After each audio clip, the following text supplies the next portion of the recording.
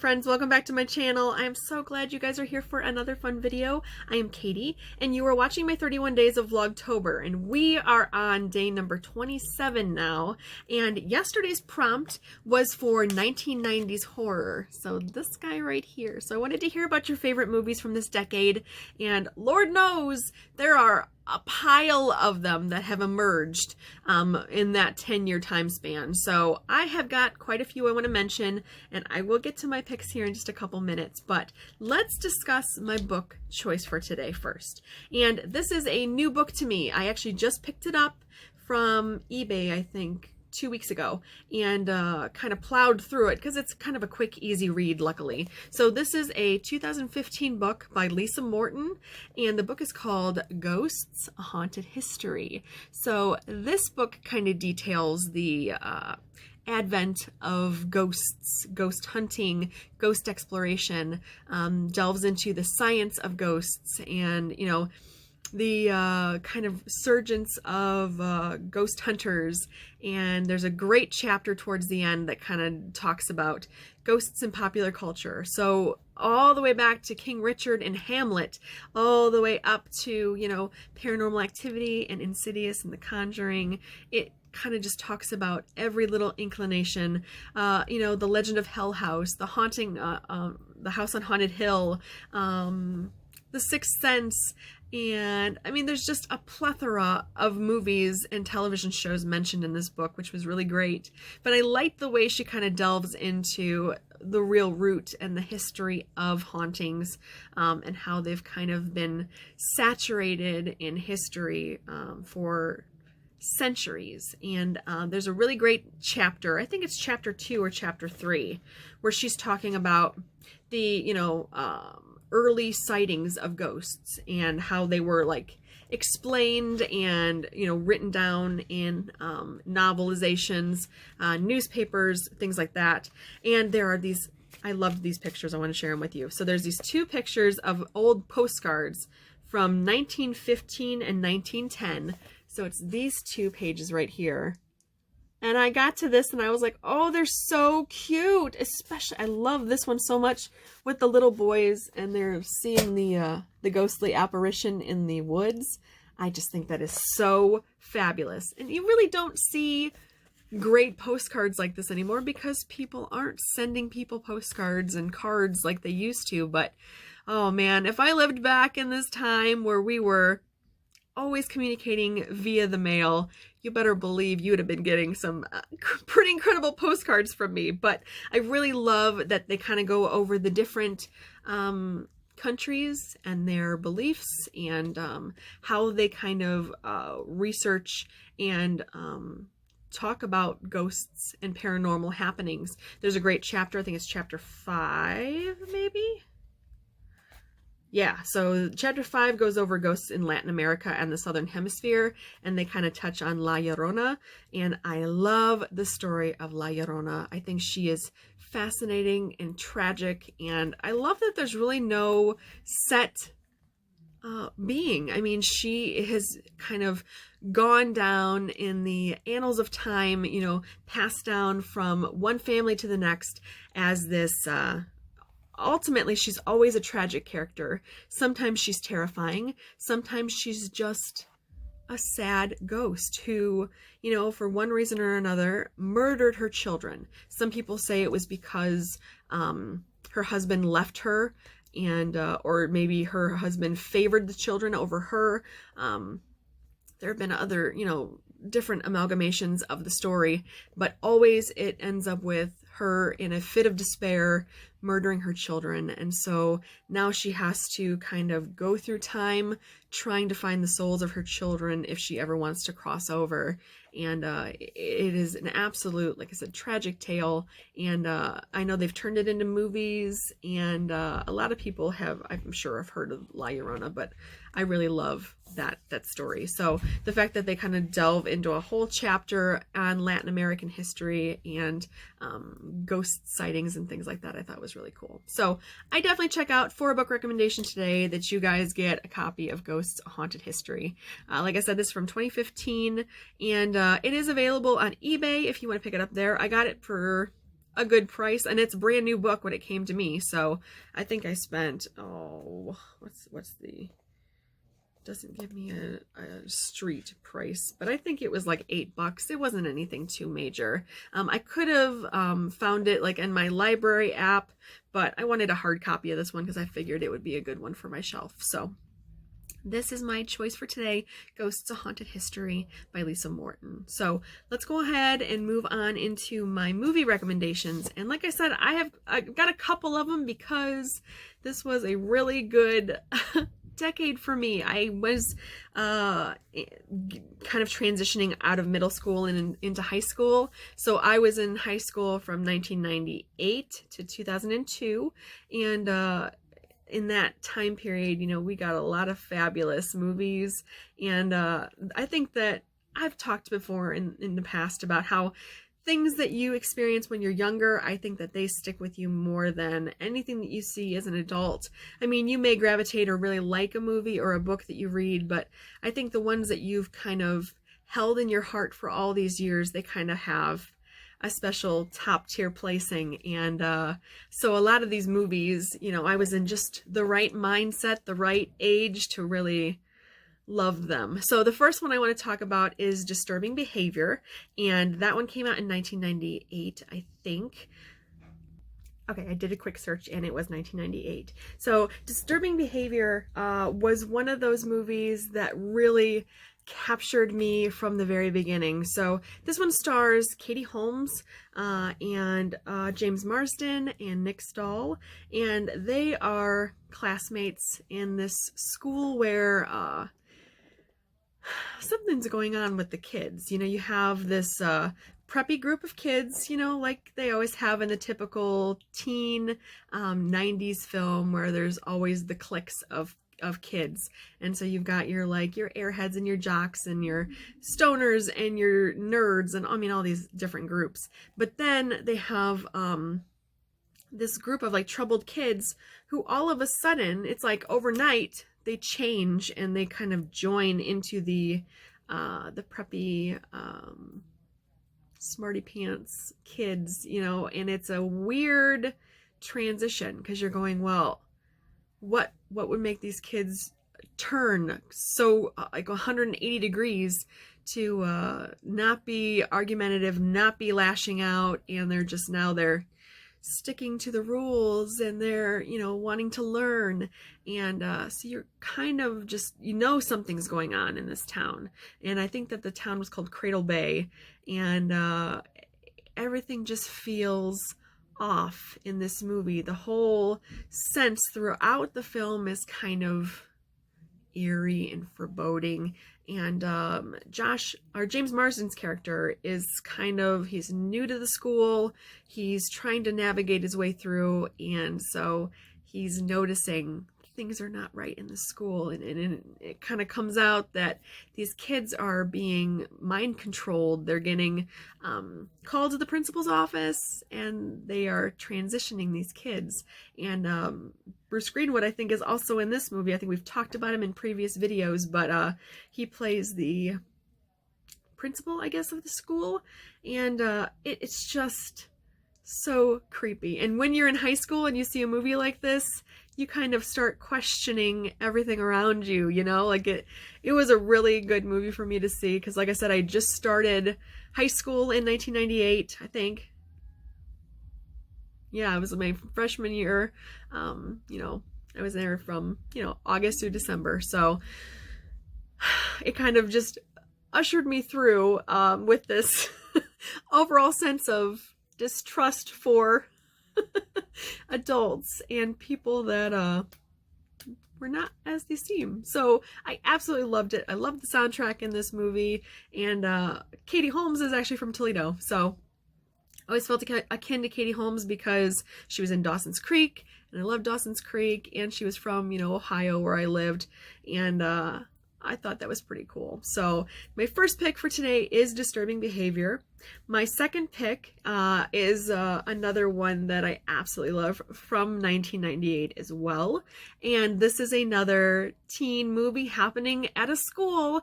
This is The Faculty. So this one is not mind control. This one is alien invasion. So same kind of a deal where people are, you know, they have their normal personalities, they're going through their day, and then all of a sudden something switches, and now their personality is changed.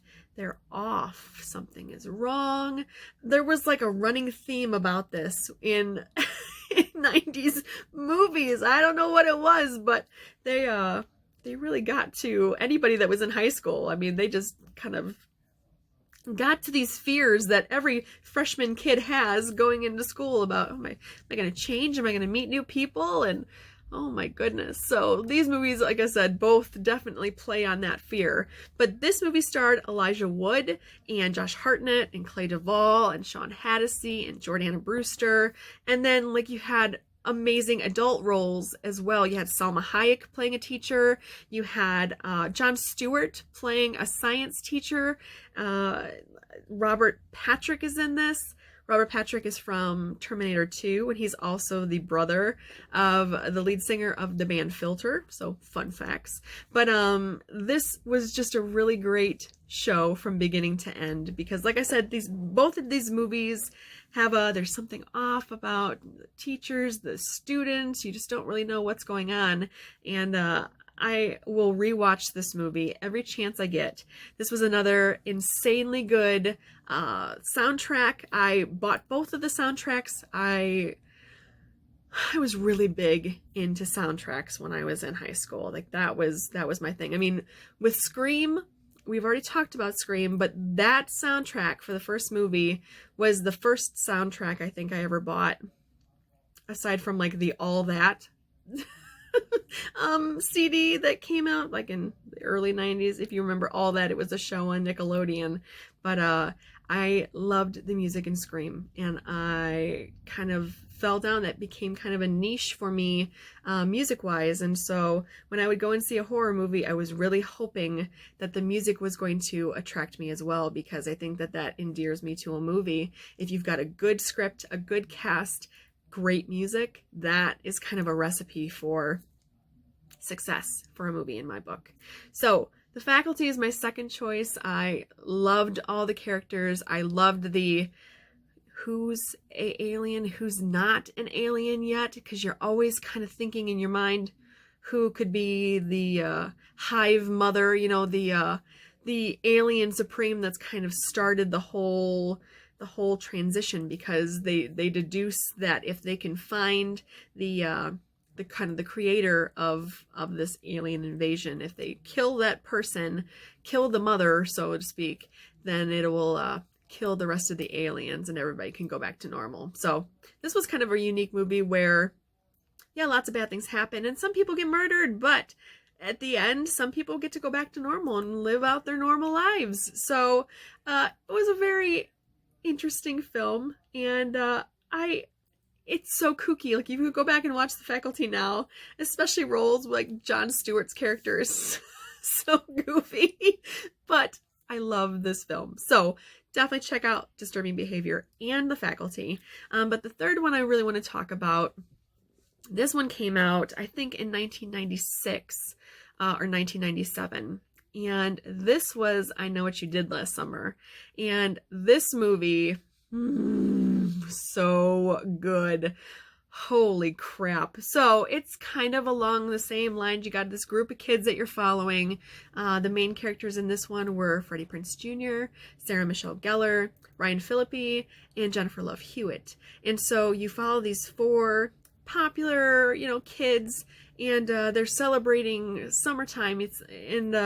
So they're out and they're drinking and they're partying, and they think that they kill somebody. They're driving drunk and they run into somebody and kill them. And so, but then they can't find the body, and it's a very unsettling premise. And then these kids, they don't want anybody to know about it. They're like just pretend that this never happened, and they try to sweep it under the rug. But the guilt kind of gets to a few of the characters, and the next year they start getting these notes that say, "I know what you did last summer," And so now they're wondering, who is it that found out about what they did? And was it one of the friends? Are they turning against the others? And it turns into a bit of a mind game in that respect. And all the characters I thought were really well cast. I'm not a huge Sarah Michelle Gellar fan, but there are some roles that she's been in that I've really enjoyed. This one was one of those. And so I definitely recommend that you check out I Know What You Did Last Summer. They did like I Know What You Did Last Summer 2, and I think they might have done a third one. I can't remember. I saw the second one. I didn't waste my time on any of the additional ones, but suffice it to say, a lot of the kids don't make it through. You've only got 2 of the main characters that can kind of go on to another movie. And so, like I said, I think I saw the second one, but it was kind of a meh, was kind of forgettable, so I don't even remember if they are going somewhere else, like are at like a resort, maybe. I don't remember at this point.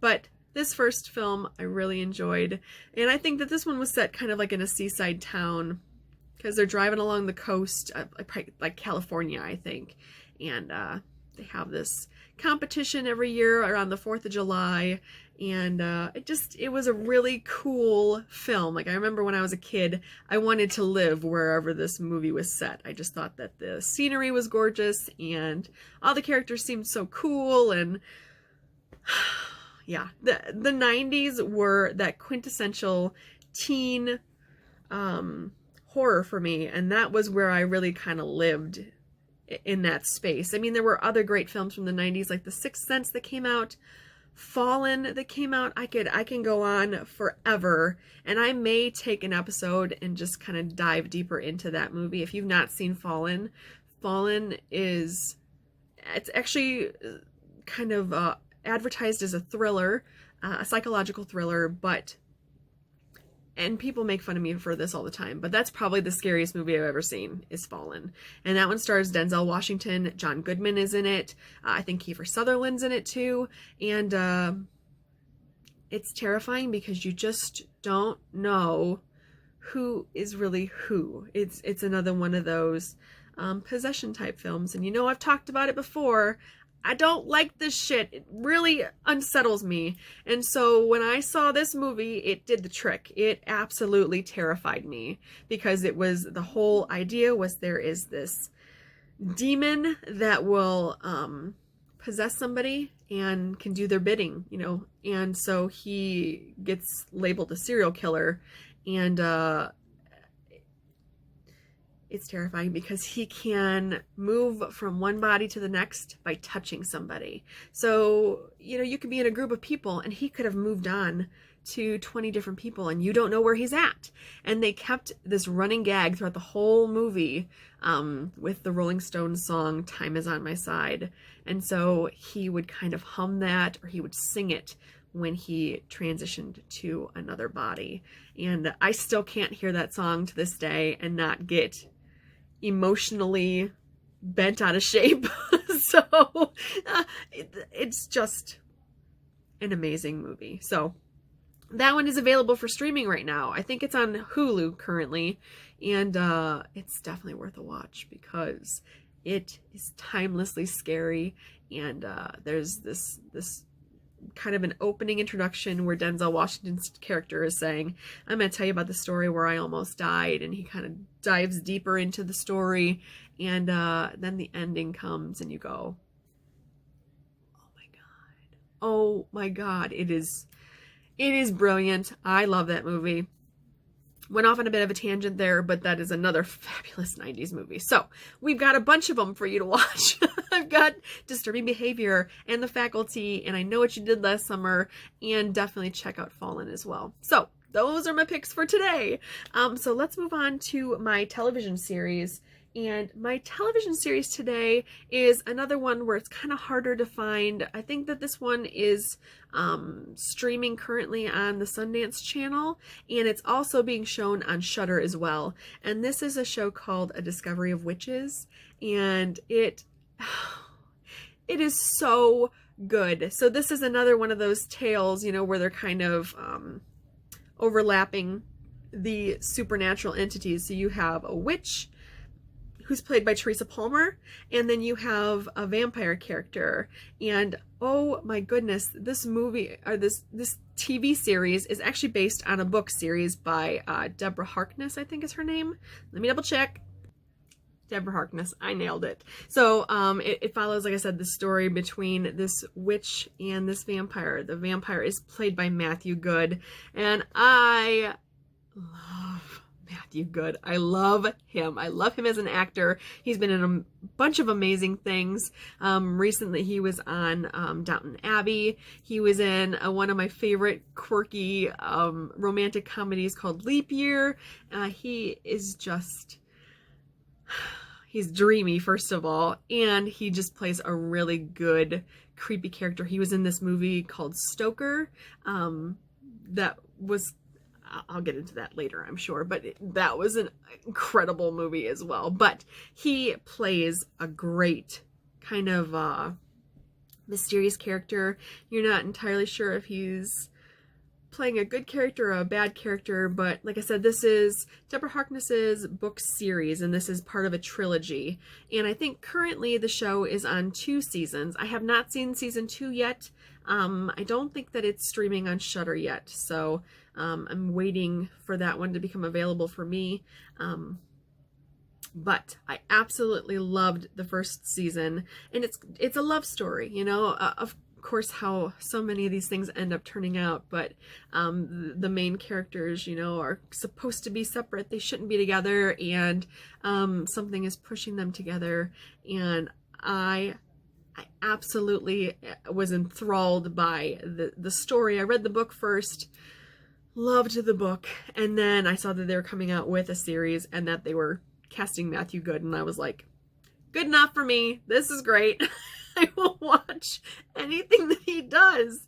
So I definitely recommend that you check out A Discovery of Witches. I don't want to give too much away because, like I said, it's still a kind of a series that's moving along, but it is fabulous. The characters are great, and yeah, I can't recommend it high enough. So that is my recommendations for today. So we've got Ghosts, Haunted History, and we've got Disturbing Behavior and The Faculty, and I Know What You Did Last Summer, and Fallen, and then TV series for today is A Discovery of Witches. So let's move on. We'll go over to tomorrow's pick. Let me go ahead and get that off of my board.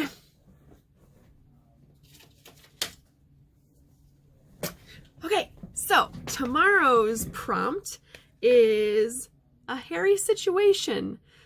Hairy situation. So that means I want to hear about your favorite wolf characters, or some kind of a creature that is covered with fur and absolutely terrifying. So I will display my picks tomorrow, and I will see your lovely, wonderful faces tomorrow. You guys be careful out there. Take care of yourself and your loved ones. Mask up as always, and I will see you tomorrow. Bye.